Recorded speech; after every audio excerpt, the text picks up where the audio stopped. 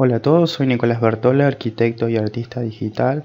Vamos a ver en este tutorial de manera sintetizada cómo es la configuración de V-Ray Render Setup, es decir, cómo configurar nuestro motor de render en Max 2020, aunque se aplica a otras versiones. Vamos a trabajar sobre la versión Next o 4. Pueden encontrar en el canal un video similar que aplica la versión 3.6, que con el audio un poquito bajito, quedó por error. Este video es bastante parecido, es una actualización y, como decía en aquel otro, también es un complemento de las clases presenciales, por eso no vamos a ir muy a fondo en la explicación teórica de lo que es cada parámetro, pero sí en líneas generales qué hace, como para poder tocarlo y ver cómo influye en calidad y en tiempos en nuestras imágenes. Así que comenzamos con la tecla F10 de nuestro teclado o yendo al icono de Render Setup. Abrimos nuestra ventana de configuración. En este momento tengo configurado por defecto el Scanline Renderer que viene con Max. Desde aquí vamos a poder cargar cualquier motor de render. Es necesario entender que hoy en día la mayoría de los motores de render ofrecen dos tipos de renderizado. Uno es el render de producción o production, que se realiza con el procesador básicamente de la computadora, del ordenador, y el otro es lo que antes se llamaba real time, que nunca es del todo en tiempo real, pero es un render interactivo o interactive, que se produce con la placa de video. Digamos, los cálculos principales los hace la placa de video, las placas de video, ya sea de nuestra máquina o de nuestra red. Lo que vamos a configurar para nuestros render de manera convencional es con Production. ¿Cómo hacemos para cambiar? Bueno, justamente en Target, el primer desplegable, tenemos esta opción si es Production, Interactive o el Active Shade, que es bastante parecido al Interactive. Vamos a dejar en Production y, perdón, esto no. Y aquí abajo en Renderer ya podemos elegir directamente. Podríamos poner V-Ray Next y listo. No V-Ray GPU Next, sino el Next. GPU es con la placa gráfica. Si no, como teníamos en versiones anteriores, podemos desplazarnos hacia la última solapa, a Scene Renderer, que es exactamente lo mismo, y en Production hacemos clic ahí, elegimos V-Ray Next, aceptamos y ya vemos que tenemos cargado V-Ray.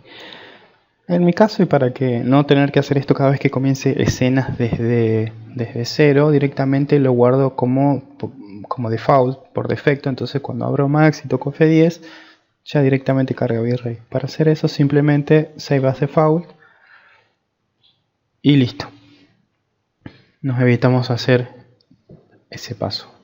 En la solapa Common vamos a tener las opciones principales para definir el tamaño y la proporción de nuestra imagen de salida, de nuestro render. Primero, en los parámetros vamos a decirle que salga una sola imagen, single, como está acá marcado, porque no es una animación lo que estamos haciendo. Después podríamos elegir qué área de renderizado vamos a hacer, si una región o un corte al que se le hace zoom y se adapta al tamaño. Normalmente no vamos a utilizar estas opciones, por lo menos yo no lo hago. Las regiones las trabajo con el Virtual Frame Buffer de V-Ray si necesito ver alguna cuestión particular que ya vamos a ver, así que esto va a quedar siempre en vista. Seguidamente tenemos el Output Size, donde hay algunos preseteos de proporciones comerciales, como ciertos tipos de lentes, o tenemos incluso PAL D o PAL Video, que nos muestra, por ejemplo, algunos tamaños de imágenes sugeridos bastante chiquitos, pero podemos cambiar el ancho y la altura, y si lo hacemos, lo voy a hacer con las flechitas, siempre el otro parámetro se va a mover de manera proporcional, porque nuestro image aspect o nuestra relación de de aspecto está fija en 1.33. Por ejemplo, el PAL de los antiguos televisores monitores es la proporción 4 de ancho por 3 de altura. Esa división 4 dividido 3 es 1.33. Una de las más usadas ahora es el HD TV video. Acá tenemos el famoso Full HD 1920 x 1080 y su proporción es la 16:9, que habrán escuchado alguna vez, y si hacemos 16 dividido 9 nos da 1.77. Tenemos otros tamaños sugeridos como el HD y otros más pequeños. ¿Qué pasa si quiero trabajar con una proporción de imagen diferente o personalizada? Bueno, puedo desplegar y poner Custom, la primera. Entonces mi relación de aspecto y mi JASPEC está libre para ser tocado. De hecho, yo puedo poner 2.5, una imagen muy horizontal, fijo con el candado, y ya puedo empezar a mover el tamaño. No sé, puedo poner 1500 de ancho y ahí tengo la proporción. Si pongo 2500, acá va a salir 1000, como para entender que está haciendo esto. Si aquí en mi ventana de render toco, en mi viewport, Shift F, voy a activar el frame de renderizado, y esto es lo que estaría renderizando en esta escena y no lo que veo en pantalla. Bien, tenemos aquí otras opciones donde podría ser un guardado automático de las imágenes una vez que terminen, pero eso prefiero hacerlo desde la ventana de renderizado de V-Ray, el Virtual Frame Buffer. Así que yo no voy a tocar más nada de acá. Ya así, pasando a la solapa V-Ray, tenemos información de autorización de licencia del programa, y en la tercera, Frame Buffer, es importante tener el Frame Buffer activado. Aquí están las opciones por defecto, o sea que si ustedes abren su configuración de render lo van a ver exactamente igual que lo tengo. El Virtual Frame Buffer es esta ventana donde vamos a visualizar nuestro render cuando empiece a salir. Max tiene un Frame Buffer, que tenemos el icono acá, y esta es su interfaz. Es parecida, obviamente no es exactamente igual. V-Ray tiene algunas herramientas que nos vienen muy bien. Así que dejamos todo como está.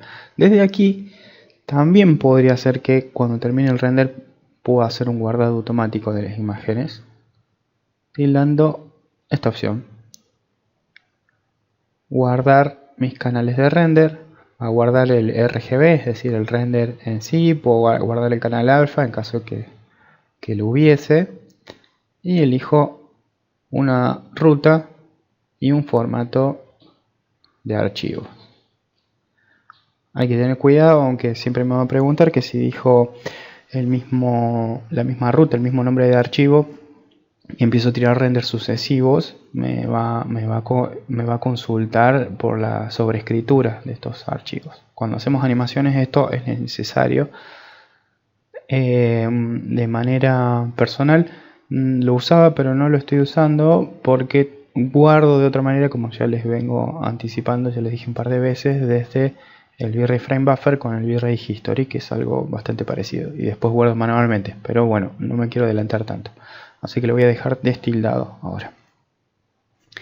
Voy a ir contrayendo las ventanas como para que centremos el foco sobre las que voy explicando.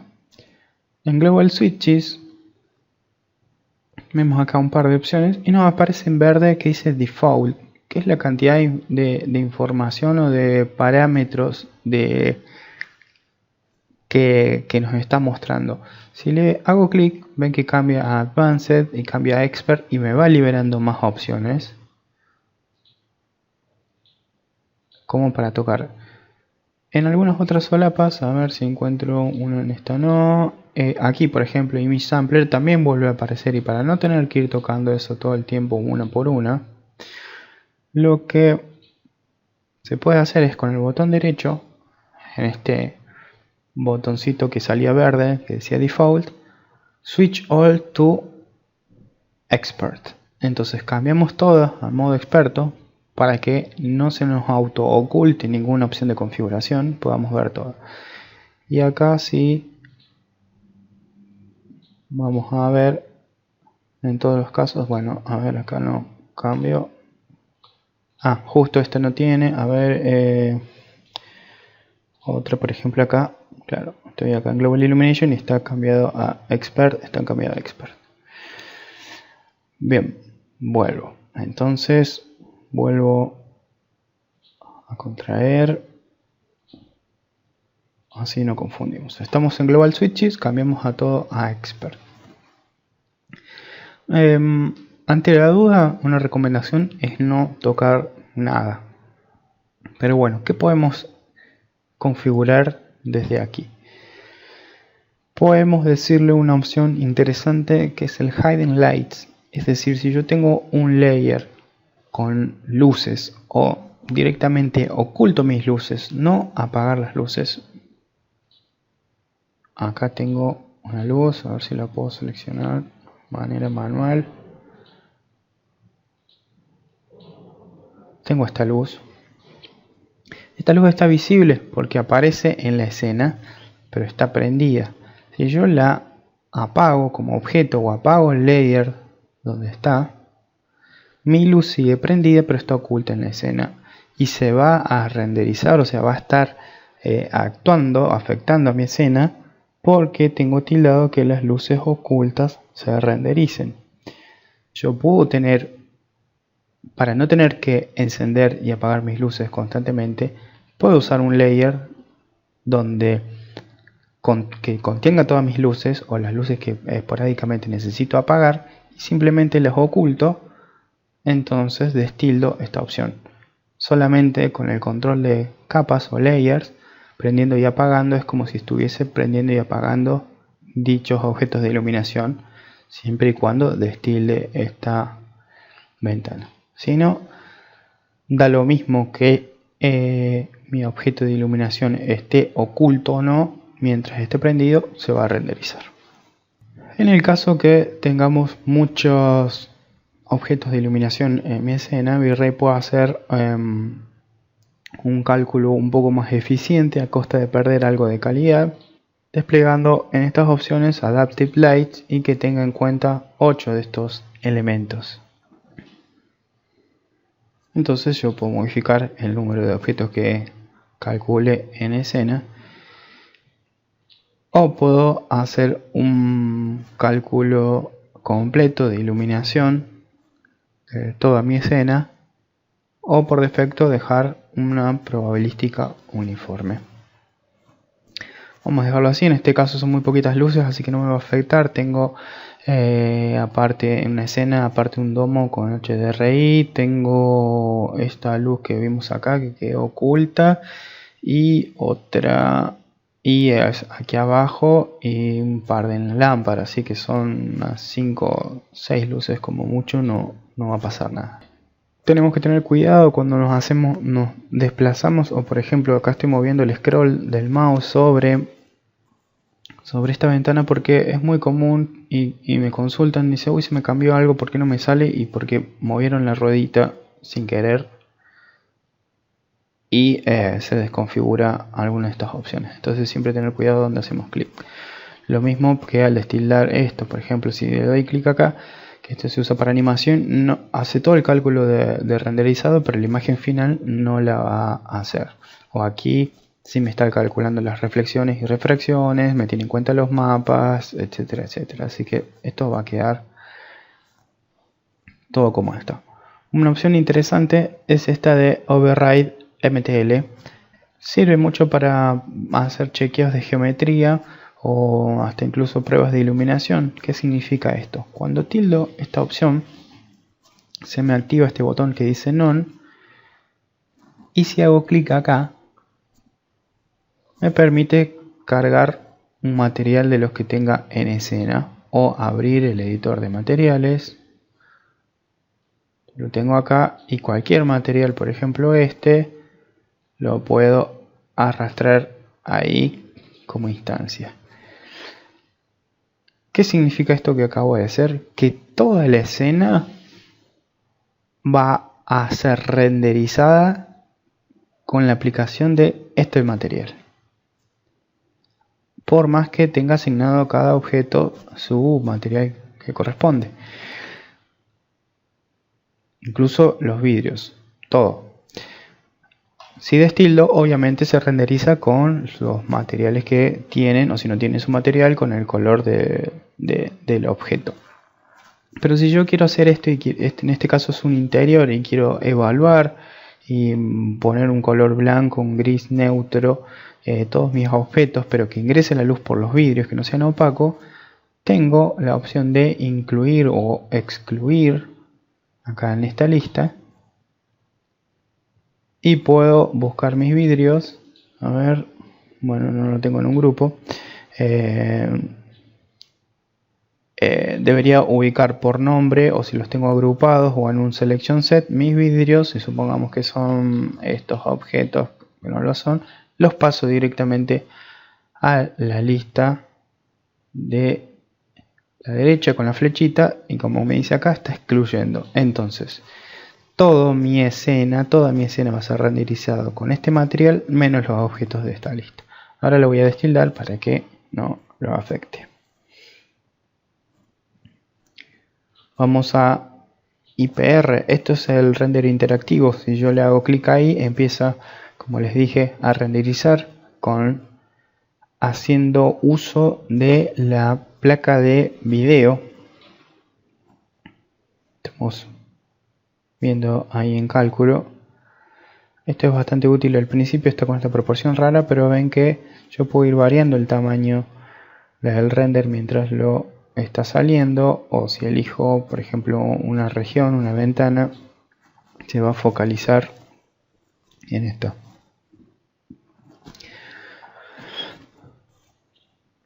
Aquí vemos el progreso, muy práctico para ir haciendo pruebas, y a su vez puedo ir cambiando objetos. A ver si yo selecciono algo de acá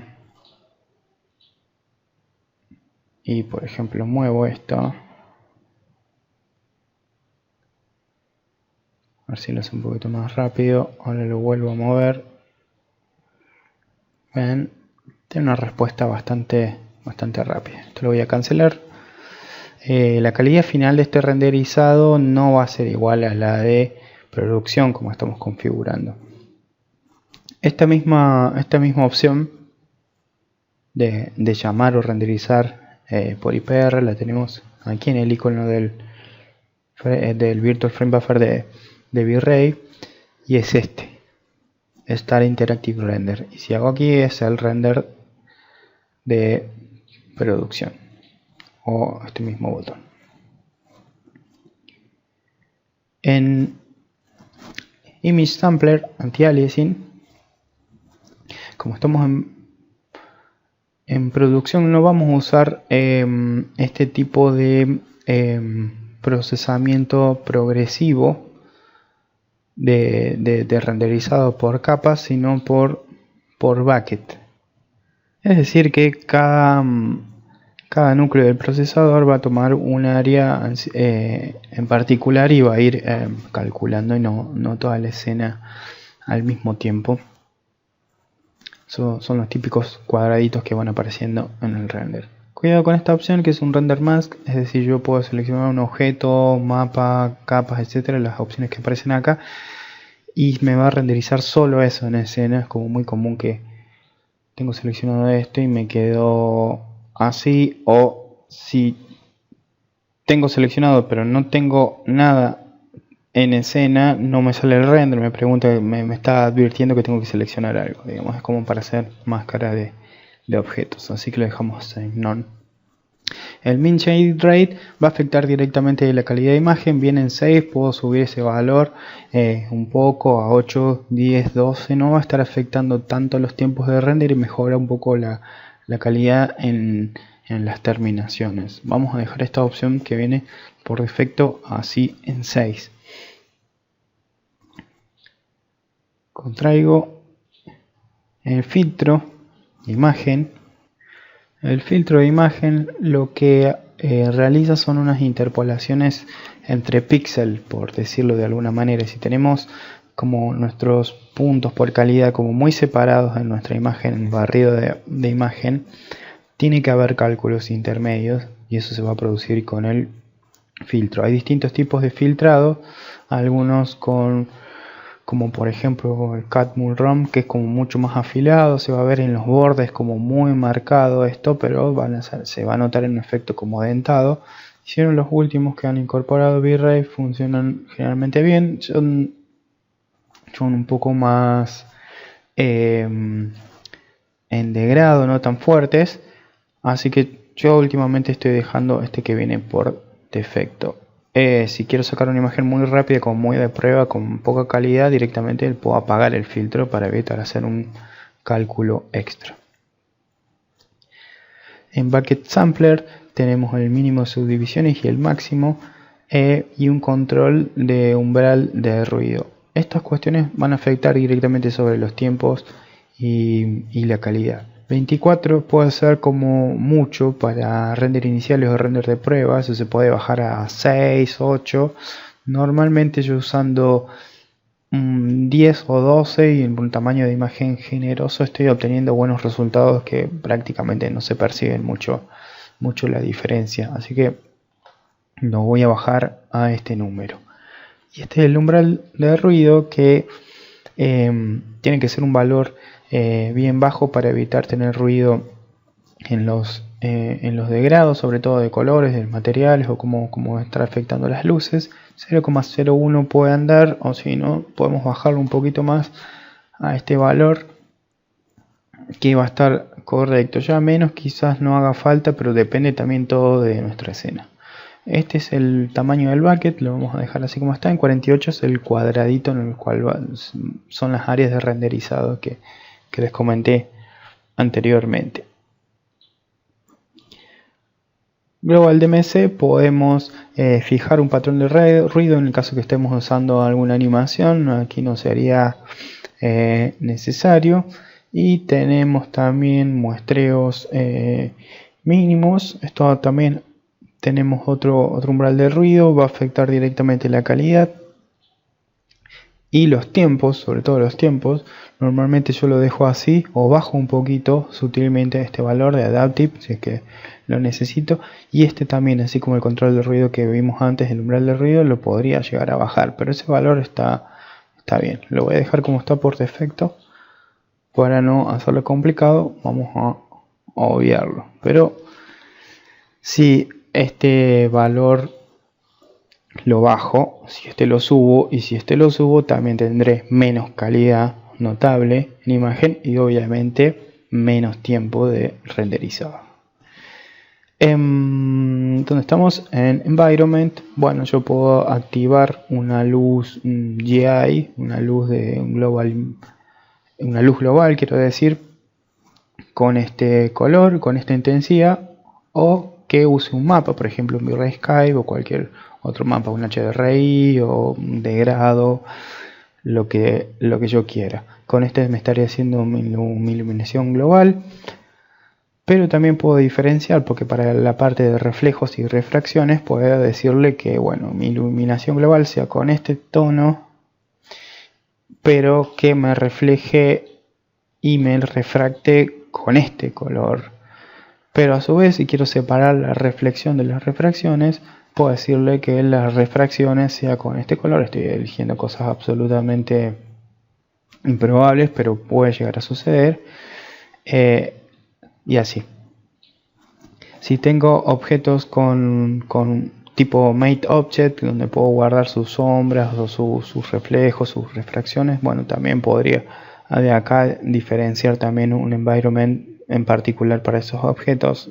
Ya no quiero entrar mucho en esta explicación porque nos vamos un poco fuera de esta configuración, pero lo importante es que yo podría tener un control particularizado. Se usa muy poco, realmente lo uso muy poco, esto de ir separando, donde yo puedo decirle que reflejos, refracciones y lo que es iluminación global no sean afectados todos de igual manera o con el mismo color y con la misma intensidad, sino ir diferenciándolos, y de aquí usarlos. Si no voy a usar esto para la iluminación global y cargo, por ejemplo, aquí en Rendering Environment, puedo cargar un V-Ray Sky o un HDRI. No hace falta que encienda esto, o si pongo un domo en escena con un HDRI, como es el caso de este archivo, tampoco hace falta que cargue ninguno de estos. En Color Mapping vamos a dejar la opción Linear o Intensity, Linear o Reinhardt.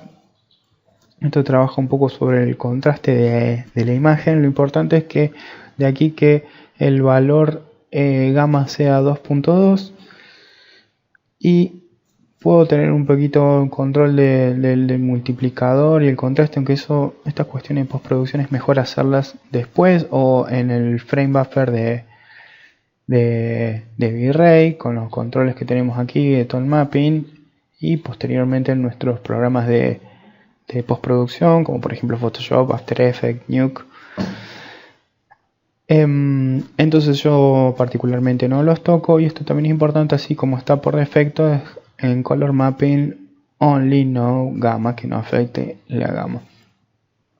En definitiva, yo no tocaría nada de aquí sin saber exactamente y tener un poquito más de conciencia cómo es un proceso lineal de renderizado. Así que lo vamos a dejar ahí. Eso es explicación para otro video. En cámara, si vamos a estar realizando renders estándar, renders comunes, no vamos a tocar, no haría falta tocar ninguna opción, pero yo podría tocar en el caso de querer hacer imágenes 360 grados para realidad virtual. Bueno, poner por ejemplo Spherical Panorama, que es una de las opciones, e ir configurando el override, etcétera, etcétera, en el caso que lo necesite.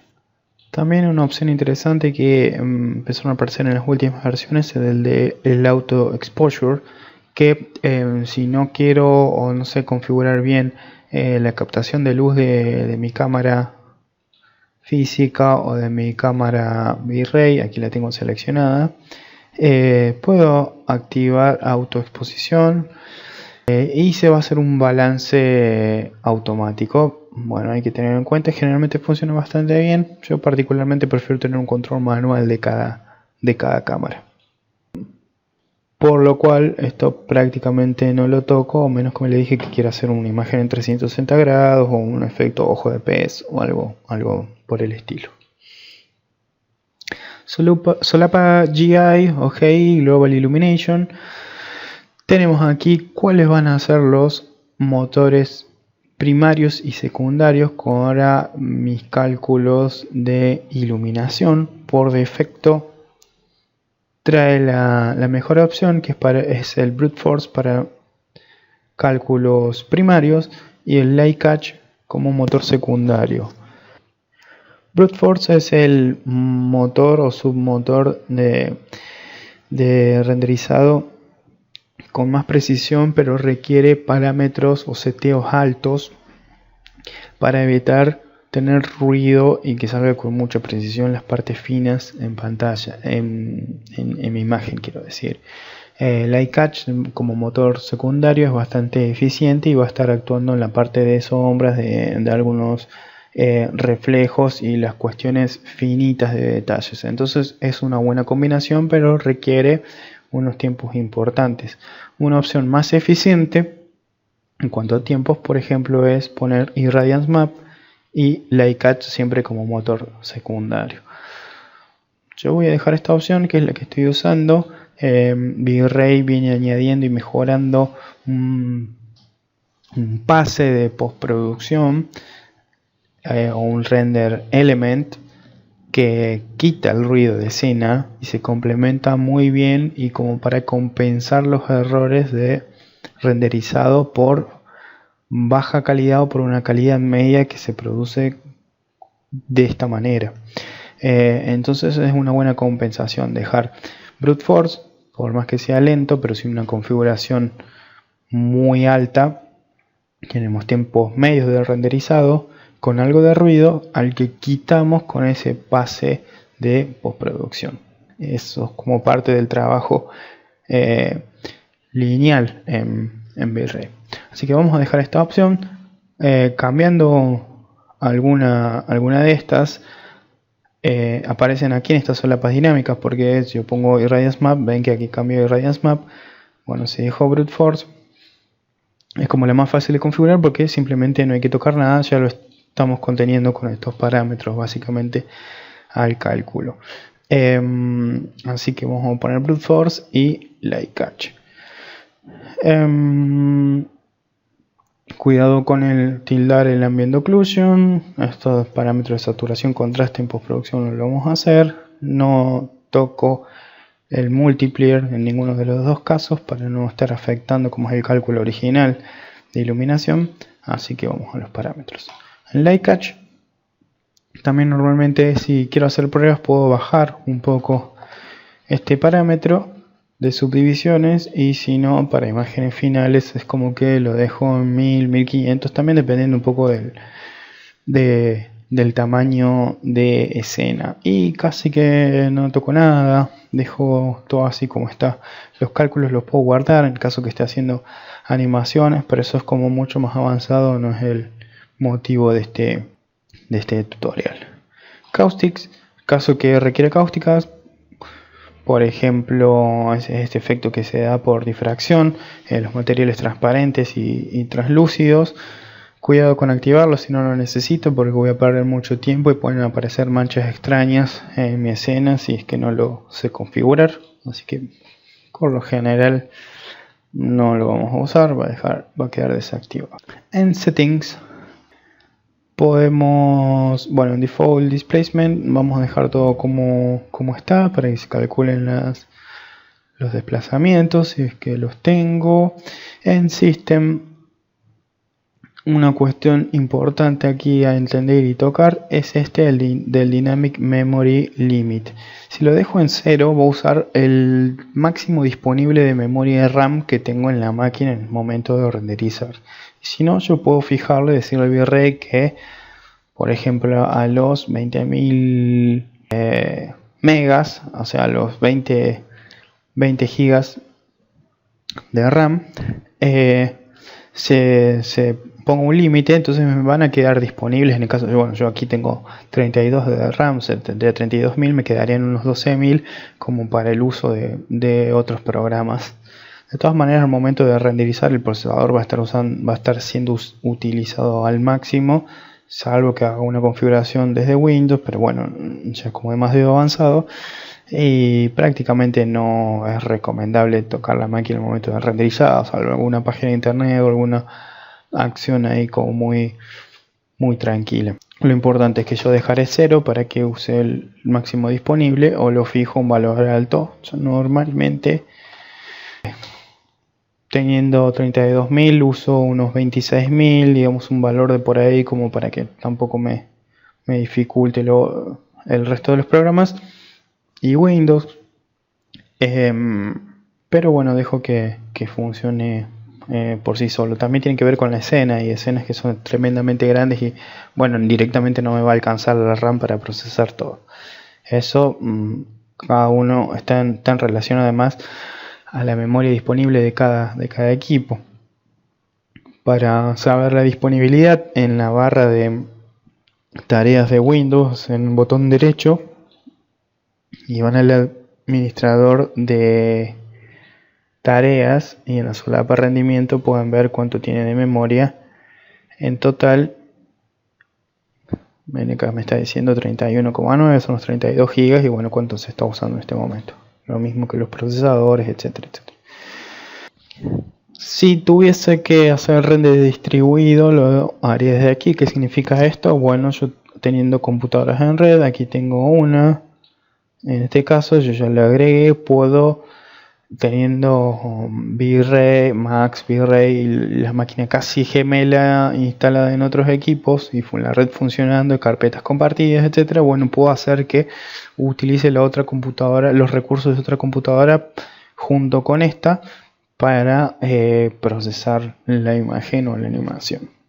No vamos a entrar tampoco a eso. Esto es como una ayuda cuando que dice, yo lo puse en Spanish, que son los menús estos contextuales que me está diciendo el lenguaje de los tooltips de V-Ray. Bueno, es eso. La ventanita esta de advertencia cuando renderizo aquí, que me avisa de mapas, faltantes, etcétera, cualquier error que pueda aparecer en escena. Esto no lo vamos a ver, no lo vamos a tocar, así que ahí estamos. Y en Render Elements, una cuestión importante, perdón, yo aquí puedo agregar pases o elementos complementarios a mi canal RGB, es decir, a mi render en sí. Uno de ellos, que aquí tengo tildado, es como muy importante, es el V-Ray Denoiser. Voy a borrar todos y voy a agregarlo desde aquí, add, justamente aquí está, Denoiser, y lo agrego. Este es el pase o render element que quita ruido. Si estoy trabajando con el IPR en el Interactive Mode, en los parámetros del denoiser, al seleccionarlos, es un poquito mejor hacerlo con este control de NVIDIA, denoiser, y si no en production, como estoy ahora, default. A su vez puedo agregar otros pases, como por ejemplo que salga por separado la iluminación, el ID de materiales, no sé, los reflejos. Entonces puedo en postproducción darle más reflejos, aumentar, quedaron bajos, refracciones, sombras, etcétera. Hay un montón para trabajar con esto, es un mundo y es muy importante para tener un control con la postproducción. Normalmente, ¿qué utilizo? Yo saco siempre por las dudas, y no significa que siempre lo utilice. Por ejemplo, uso el canal Specular, el Refraction, el Reflection. Si quieren saber más, es como que tienen que buscar cómo es la composición por Beauty Pass para trabajarla, o simplemente hacer una mezcla como les convenga. El Denoiser, que ya lo tengo cargado. Lighting o Global Illumination, Material ID, a veces algunos ID materiales para darle un toquecito. Y bueno, y aquí simplemente eligen todos y cargan, y va a salir junto con su imagen.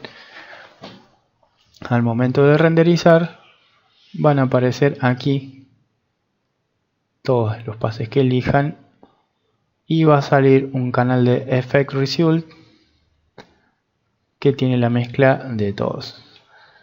Sobre todo cuando ponen denoiser. Aquí hay varios automáticos que el denoiser lo utiliza para hacer su cálculo, pero que no se van a guardar. Simplemente se van a guardar los que ustedes hayan elegido. Si yo quiero guardar solamente lo que estoy viendo, este canal, botón ahí en el disquete y guardan esa imagen. Y si quiero guardar todos al mismo tiempo, lo puedo hacer en un solo archivo o lo puedo hacer por separado, que es lo que tengo aquí. En este caso elijo un nombre de archivo y seguidamente me pone punto, y antes de la extensión del archivo qué tipo de pase es. ¿Ves? Effect Result, RGB, el Material ID, las reflexiones, refracciones, por ejemplo, y Specular. Esto es bien práctico. A su vez, desde aquí, algo que resulta sumamente importante para mí es guardar un history. Con la tecla H activo este panel, teclita H que está aquí, activo este panel, enciendo y lo configuro en History Setting, y le digo que en esta ubicación y con un uso máximo de disco de acá tengo de 10 GB, que auto guarde mi render una vez que se complete. Entonces todos estos renders que ya fueron terminados quedan guardados. A ver si cargo justamente esta imagen, le hago doble clic y ya se carga, que él tenía previamente hecho. Ven lo que les decía, está renderizado con Brute Force, tiene un poco de ruido, pero estoy en el canal de RGB y acá tengo mis otros canales, las reflexiones, las refracciones. A ver, en Specular, ¿dónde está? Acá parte especular, que son un poco como los reflejos de las luces. Y tengo mi canal de Effects, donde ya he quitado el ruido con el Denoiser. Y ven cómo ha mejorado notablemente. Esto, a ver si lo vemos acá, generalmente en los rincones puede apreciarse bien. Pongo el RGB, el render crudo y el render con mis efectos. A su vez, con el control de aquí, yo Correction Control, puedo utilizar Tone Mapping, que esto es muy importante, donde yo puedo ir haciendo ajustes en 32 bits, que está esta imagen, de exposición, balance de blancos, puedo cargar LUT, puedo hacer balance de colores y no sé, tengo para jugar bastante como previa de visualización, o hacer directamente que se guarden estos. Yo lo puedo usar y desactivar antes de guardar, o directamente guardar y que queden incrustados en mis imágenes. Esto, a medida que voy haciendo previas, las primeras previas, ya está bueno ir tocándolo. No voy a hacer hincapié en cómo trabajar con esto. Esto estaría mal, digamos. Ya si necesito exponer tanto mi imagen, ya hay un problema de base de iluminación en escena. Bueno, les decía que no voy a entrar en cómo sería un trabajo de esta manera, pero esta opción es como muy potente y está bueno hacerlo de aquí, porque estoy con mi imagen en 32 bits, es decir, tengo un rango dinámico importante. Si esto lo guardo en JPG, lo reduzco a 8 bits y vuelvo a hacer esto mismo en Photoshop, y no voy a tener un margen muy amplio como para procesar toda esta información de edición. Espero les haya servido este tutorial. Como les comentaba, es complementario de clases, no apunta a una profundidad teórica completa de cómo funciona en la totalidad del motor de render V-Ray, pero sí tengan una herramienta como para ir haciendo sus propias pruebas, un punto de partida base. De esta manera no queda otra que probar y practicar. En esos momentos el motor viene preconfigurado de una manera que prácticamente sin tocar nada va a funcionar, pero es importante saber qué podemos tocar y qué no, como para tener eficiencia o lograr lo que querramos. Bueno, como les decía, espero que les sirva. Si no se suscribieron al canal, pueden hacerlo, hagan clic en la campanita. Nos vemos en próximos tutoriales o directamente en clases. Saludos.